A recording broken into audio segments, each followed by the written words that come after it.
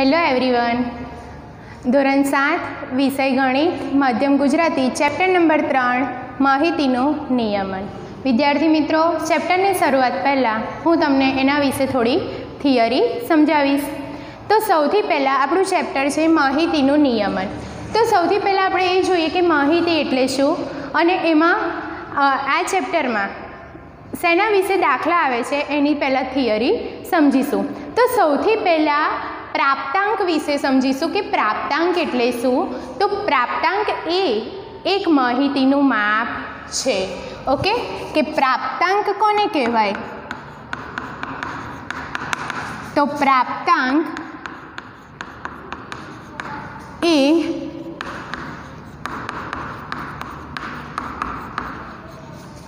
માહિતીનું માપ છે. તમને લોકોને MCQ યા તો ખાલી જગ્યામાં પૂછી શકે કે પ્રાપ્તાંક એ કોનું માપ છે? તો શેનું છે? માહિતીનું માપ છે. તમારે યાદ રાખવાનું છે કે પ્રાપ્તાંક એ માહિતીનું માપ છે. હવે તમને લોકોને એવું થતું હશે કે માહિતી એટલે શું? તો સૌથી પહેલાં હું તમને સમજાવું કે માહિતી એટલે શું.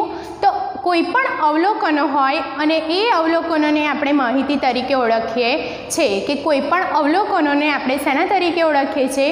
માહિતી તરીકે ઓળખીએ છીએ. તો સૌથી પહેલાં તમને પ્રાપ્તાંક એટલે શું? તો પ્રાપ્તાંક એ કોનું માપ છે? તો માહિતીનું માપ છે. અને માહિતી એટલે શું?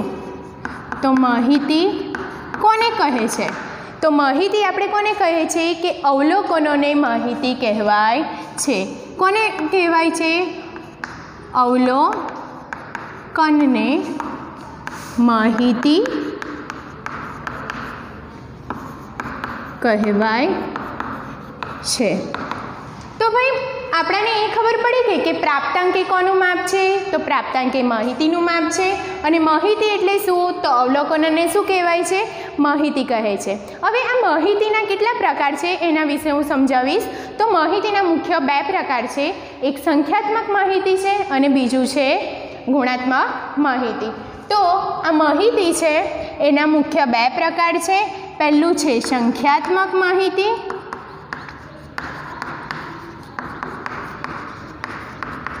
અને બીજું છે ગુણાત્મક માહિતી. ઓકે, તો તમને હવે સંખ્યાત્મક માહિતી કોને કહેવાય? તો અવલોકનોને શું કહેવાય છે? માહિતી કહેવાય છે. માહિતીના મુખ્ય 2 પ્રકાર છે. એક સંખ્યાત્મક માહિતી અને બીજું છે ગુણાત્મક માહિતી. હવે શું? તો સંખ્યાત્મક માહિતી એટલે શું? તો જે અવલોકનોનો સંખ્યામાં દર્શાવી શકાય. શેમાં દર્શાવી શકાય? સંખ્યામાં. બરાબર, કે જે અવલોકનો સંખ્યામાં દર્શાવી શકાય તેને સંખ્યાત્મક માહિતી કહે છે. તો કોને કહે છે? તો જે અવલોકનો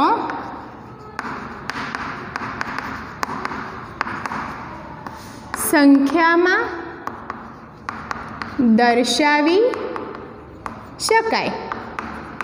રાઈટ, કે જે અવલોકનો શેમાં દર્શાવી શકાય?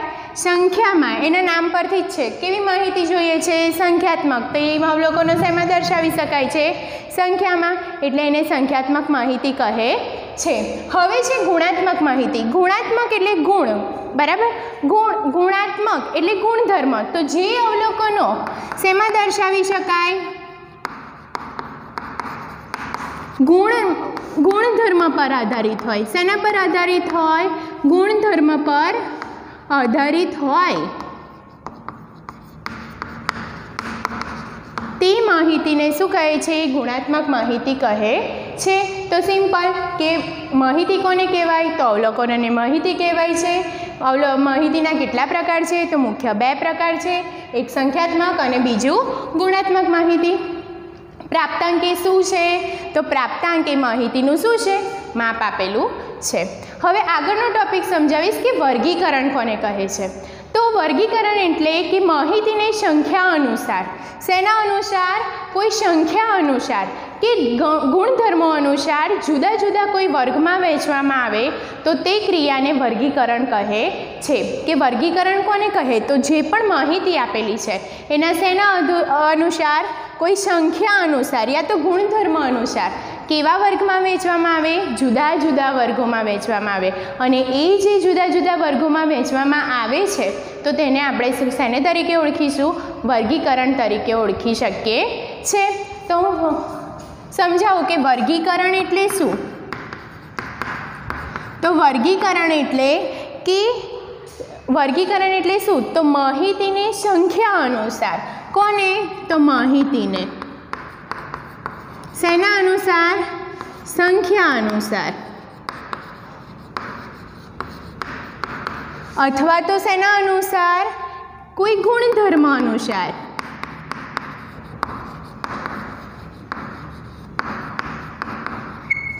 કોઈ સંખ્યા અનુસાર યા તો ગુણધર્મ અનુસાર જુદા જુદા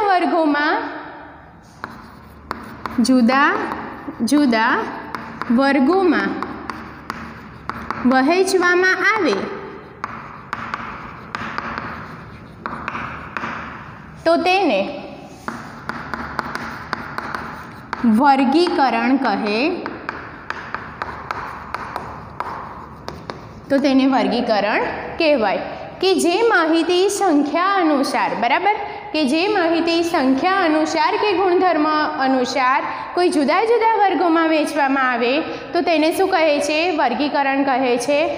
તમને લોકોને હું તમને એક એક્ઝામ્પલ આપું કે કોઈ પણ સંખ્યા લઈએ કે ભાઈ સ્કૂલના બાળકોની સંખ્યા અને એ લોકોના ગુણધર્મો, બરાબર, તો એને જુદા જુદા વર્ગોમાં વહેંચવામાં આવે કે ભાઈ આને અમુક ટેવ છે ને અને અડધા સ્ટુડન્ટને અમુક ટેવ નથી, તો એ જે જુદા જુદા વર્ગોમાં વહેંચવામાં આવે છે અને જે વર્ગમાં વહેંચવાની પ્રક્રિયા છે તેને શું કહે છે? વર્ગીકરણ કહે છે. તો તમને લોકોને પ્રાપ્તાંક શું છે, માહિતી શું છે અને વર્ગીકરણ વિશે માહિતી ભણી ગયા. હવે આપણે આવૃત્તિ કોને કહે છે એના વિશે જોઈશું કે આપેલી માહિતીના મૂલ્યો એક, યાદ રાખજો, શેના મૂલ્યો? તો આપેલી માહિતીના મૂલ્યો એક અથવા એકથી વધુ વખત આવતા હોય. કેવી રીતે આવતા હોય? એક અથવા એકથી વધુ વખત આવતા હોય અને જે આવતા હોય તે મૂલ્યો દર્શાવતી સંખ્યાને આવૃત્તિ કહે છે. ફરીથી સમજાવું કે આવૃત્તિ એટલે શું? તો આપેલી માહિતીના મૂલ્યો. શું યાદ રાખવાનું છે? કેવી માહિતીના મૂલ્યો? તો આપેલી માહિતીના મૂલ્યો એક અથવા એકથી વધુ વખત આવતા હોય. કેવી રીતે આવતા હોય? તો એક અથવા વધુ વખત આવતા હોય. તે મૂલ્યો દર્શાવતી સંખ્યાને કેવી સંખ્યા દર્શાવે? કે એક અથવા વધારે વખત જે માહિતી આપે છે અને તે જે દર્શાવે છે સંખ્યા, તો તેને શું કહે છે? આવૃત્તિ કહે છે. તો આપણે આવૃત્તિ વિશે લખીશું કે ભાઈ આવૃત્તિ એટલે શું? તો આવૃત્તિ એટલે કે આપેલી માહિતીના મૂલ્યો. યાદ રાખજો, શેના મૂલ્યો? તો આપેલી માહિતીના મૂલ્યો કેવી રીતે દર્શાવે? તો એક અથવા એકથી વધુ વખત.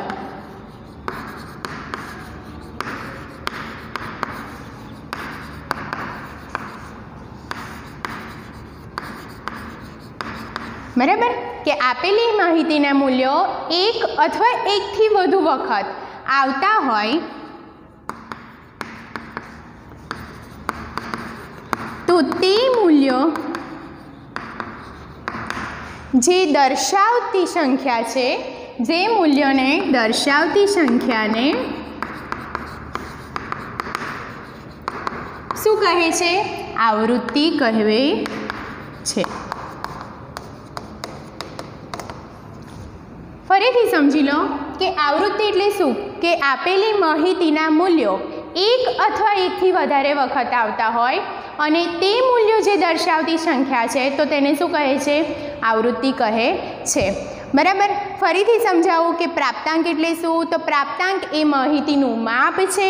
તો માહિતી એટલે શું? પ્રાપ્તાંક વિશે પ્રાપ્તાંક શું છે? તો માહિતીનું માપ. તો માહિતી એ શું છે? તો અવલોકનોને શું કહેવાય? માહિતી કહેવાય છે. અને માહિતીના મુખ્ય કેટલા પ્રકાર છે? 2 પ્રકાર છે. એક સંખ્યાત્મક માહિતી અને ગુણાત્મક માહિતી. તો ભાઈ સંખ્યાત્મક માહિતી એટલે શું? તો જે અવલોકનો શેમાં દર્શાવાય છે? સંખ્યામાં દર્શાવાય છે, તો તેને સંખ્યાત્મક માહિતી કહે છે. અને ગુણાત્મક માહિતી એટલે શું? તો જે અવલોકનો ગુણધર્મ પર આધારિત છે તો તેને શું કહે છે? ગુણાત્મક માહિતી કહે છે. પછી આગળ છે વર્ગીકરણ એટલે શું? તો માહિતીને સંખ્યા અનુસાર કે કોઈ ગુણધર્મો અનુસાર જુદા જુદા વર્ગો, વર્ગીકરણ એટલે એટલું યાદ રાખવાનું કે જુદા જુદા વર્ગોમાં વહેંચવાની પ્રક્રિયાને શું કહે છે? વર્ગીકરણ કહે છે. પછી છે આવૃત્તિ. તો આવૃત્તિ એટલે શું? તો આપેલી માહિતીના મૂલ્યો, હમણાં જ સમજાવું કે ભાઈ આપેલી માહિતી છે એના મૂલ્યો એક અથવા એકથી વધુ વખત આવતા હોય અને તેને મૂલ્યો દર્શાવતી જે વસ્તુ છે એને આવૃત્તિ, સંખ્યા છે એને શું કહે છે? આવૃત્તિ કહે છે. આટલું ક્લિયર? હવે તમને આગળ જે દાખલા આવે છે મધ્યકના, મધ્યસ્થના અને બહુલકના તે સમજાવીશ. તો ભાઈ મધ્યક એટલે શું? તો મધ્યકને આપણે બીજા નામે સરાસરીના નામે ઓળખી શકીએ છીએ. તમને લોકોને એક્ઝામમાં એવું પૂછાય કે મધ્યકને બીજા કયા નામે ઓળખી શકો છો? તો મધ્યકને હંમેશા આપણે બીજા નામે સરાસરીના નામે ઓળખી શકીએ છીએ. તમને લોકોને એક્ઝામમાં દાખલામાં મધ્યક યા તો સરાસરી એકલું જ પૂછી લે તો કન્ફ્યુઝ થવાનું નહીં. મધ્યક એ હંમેશા સરાસરી જ છે અને સરાસરીને મધ્યક તરીકે પણ ઓળખી શકાય છે. તો ભાઈ આપણે મધ્યક એટલે શું? તો એ જોઈશું. તો કોઈ પણ માહિતીના, બરાબર યાદ રાખજો કે કોઈ પણ માહિતીના અવલોકનોના શું કરવામાં આવે? સરવાળાને અવલોકનોની સંખ્યા વડે ભાગવામાં આવે. શું બોલી હું? ફરીથી યાદ રાખજો કે માહિતીના અવલોકનોના સરવાળાને, બરાબર. તો લખીએ મધ્યક યા તો સરાસરી.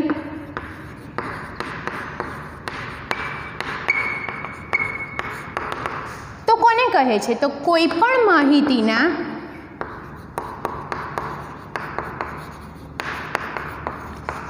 શેને? અવલોકનોના સરવાળાને.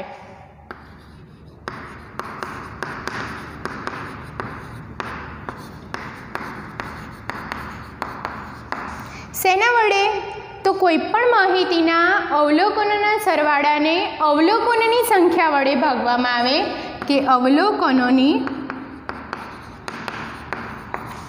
સંખ્યા વડે ભાગવામાં આવે, બરાબર. કે ભાગતા જે મળે છે આવે એને મળતી સંખ્યા, ભાગતા મળતી સંખ્યાને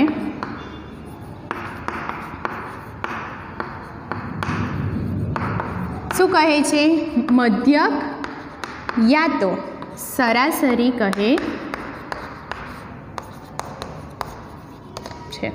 ઓકે, કે કોઈ પણ માહિતી છે એના અવલોકનોના સરવાળાને કોના વડે ભાગવામાં આવે?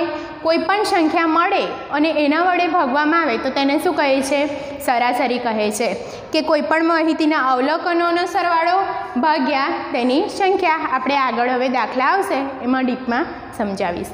ઓકે, તો આપણને ખ્યાલ તો આવી ગયો કે ભાઈ મધ્યક યા તો સરાસરી કોને કહે છે? કે તો કોઈ પણ માહિતી છે અને એના અવલોકનોનો શું કરવાનો? સૌથી પહેલાં સરવાળો કરવાનો અને એ સરવાળો તેને શેની વડે ભાગવાનો છે? કોઈ સંખ્યા વડે. એની કુલ સંખ્યા વડે ભાગીએ તો તેને સરાસરી યા તો મધ્યક કહે છે. હવે હું તમને સમજાવીશ કે મધ્યસ્થ કોને કહેવાય. તો મધ્યક વિશે સમજી ગયા, હવે શેના વિશે સમજીશું? મધ્યસ્થ. તો મધ્યસ્થ એટલે શું? તો આપેલી કોઈ પણ આપેલા પ્રાપ્તાંકો છે તેના ચડતા યા તો ઉતરતા ક્રમમાં ગોઠવીએ અને બરાબર જે વચ્ચે આવે તો તેને શું કહેવાય છે? મધ્યસ્થ કહે છે. કે કોઈ પણ માહિતીના પ્રાપ્તાંકોને ચડતા યા તો ઉતરતા ક્રમમાં ગોઠવીએ અને જે બરાબર વચ્ચે આવે છે, જે બરાબર વચ્ચે રહેલી સંખ્યા છે તો તેને શું કહે છે? મધ્યસ્થ કહે છે. તો લખીશું આપેલા પ્રાપ્તાંકોને શેમાં ગોઠવવાના છે? ચડતા ક્રમમાં, ચડતા કે ઉતરતા ક્રમમાં ગોઠવતા,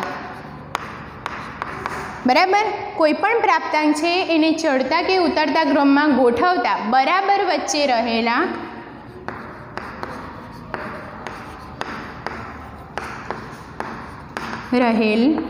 બરાબર વચ્ચે રહેલા પ્રાપ્તાંકને, બરાબર કે બરાબર વચ્ચે રહેલા પ્રાપ્તાંકને મધ્યસ્થ કહે છે। મધ્યસ્થ કોને કહેવાય? તો કોઈ પણ તમને પ્રાપ્તાંક આપેલા છે અને તે ચડતા યા તો ઉતરતા ક્રમમાં ગોઠવીએ અને જે બરાબર વચ્ચે આવે તો તેને શું કહે છે? મધ્યસ્થ કહે છે। ફરીથી સમજાવી દઉં કે મધ્યક એટલે શું? તો કોઈ પણ માહિતીના અવલોકનોના સરવાળાને તેના કુલ સરવાળાને શેની વડે ભાગવાનું છે? કે અવલોકનોની સંખ્યા વડે, તો તેને શું કહેવાય છે? સરાસરી કહે છે।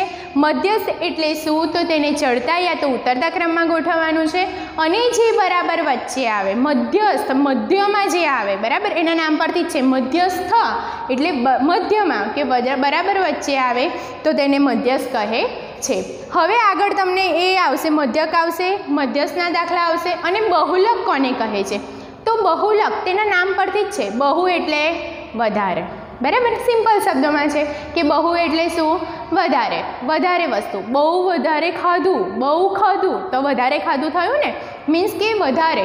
તો જે આમાં પ્રાપ્તાંકોની વાત છે કે આપેલા પ્રાપ્તાંકોમાં વારંવાર પુનરાવર્તન થતું હોય, વધારે વખત આવતા હોય, તો તે મીન્સ કે એકથી વધુ વખત આવતા હોય તો તેને શું કહે છે? બહુલક કહે છે। તો લખીશું બહુલક એટલે શું? બહુલક એટલે આપેલા પ્રાપ્તાંકોમાં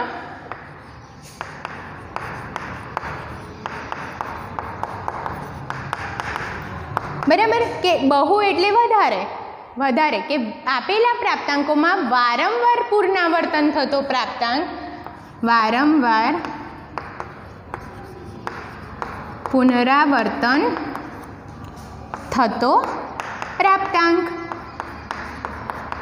ને શું કહે છે? બહુલક કહે છે।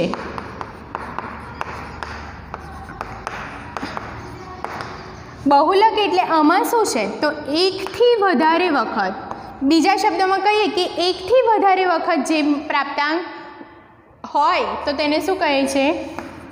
બહુલક।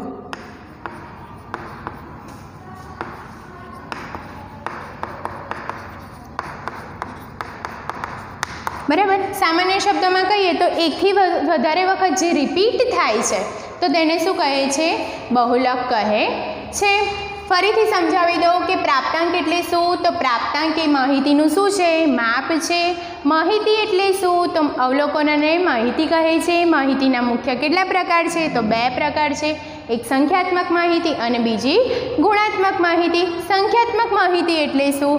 તો જે સંખ્યા, જે અવલોકનોને સંખ્યા દ્વારા દર્શાવી શકાય તો તે માહિતીને સંખ્યાત્મક માહિતી કહે છે। ગુણાત્મક માહિતી એટલે શું? તો જે અવલોકને ગુણધર્મ પર આધારિત છે તેને ગુણાત્મક માહિતી કહે છે। પછી આગળ છે વર્ગીકરણ એટલે શું? તો વર્ગીકરણ એટલે માહિતીની સંખ્યા અનુસાર કે ગુણધર્મ અનુસાર જુદા જુદા વર્ગોમાં વહેંચવામાં આવે તો તેને વર્ગીકરણ કહે છે। પછી આપેલું છે કે આવૃત્તિ એટલે શું? તો આવૃત્તિ એટલે કે આપેલી માહિતીના મૂલ્યો, કોના મૂલ્યો? આપેલી માહિતીના મૂલ્યો એક અથવા એકથી વધુ વખત શું કરતા હોય? આવતા હોય, બરાબર। આવૃત્તિ એટલે શું? કે આપેલી માહિતીના મૂલ્યો એક અથવા એકથી વધુ વખત આવતા હોય તો તેને તે મૂલ્યો દર્શાવતી સંખ્યાને આવૃત્તિ કહે છે। મધ્યક એટલે શું? તો કોઈ પણ માહિતીના અવલોકનોનો સૌથી પહેલાં શું કરવાનો છે? આપણે સરવાળો કરવાનો છે અને એ સરવાળો કરતાં તેની સંખ્યા વડે ભાગીએ અને જે મળે છે એને મધ્યક યા તો સરાસરી કહે છે। મધ્યકને બીજા સરાસરીના નામે ઓળખાય છે। પછી આપેલું છે મધ્યસ્થ એટલે શું? તો મધ્યસ્થ એટલે આપેલા પ્રાપ્તાંકોને, કોઈ પણ પ્રાપ્તાંક આપેલા છે એને ચડતા યા તો ઉતરતા ક્રમમાં ગોઠવતા અને મધ્યસ્થ, એના નામ પરથી જ છે કે મધ્યમાં આવતું જે વચ્ચે બરાબર આવે છે તો તેને આપણે મધ્યસ્થ તરીકે ઓળખીએ છીએ। બીજું છે બહુલક એટલે શું? તો કોઈ પણ માહિતીના પ્રાપ્તાંકો છે, બહુલક વધારે વખત, બરાબર કે પ્રાપ્તાંકોમાં જે વારંવાર પુનરાવર્તન થતા હોય અને એ પ્રાપ્તાંકને બહુલક કહે છે। તે એકથી વધુ વખત હોય છે। Okay, thank you. એટલે આના ઉપરથી તમારે આ વસ્તુની માહિતી મેળવવાની છે અને આ થિયરી ઉપરથી તમને દાખલા સરળતાથી ગણી શકો છો. Okay, thank you all of you.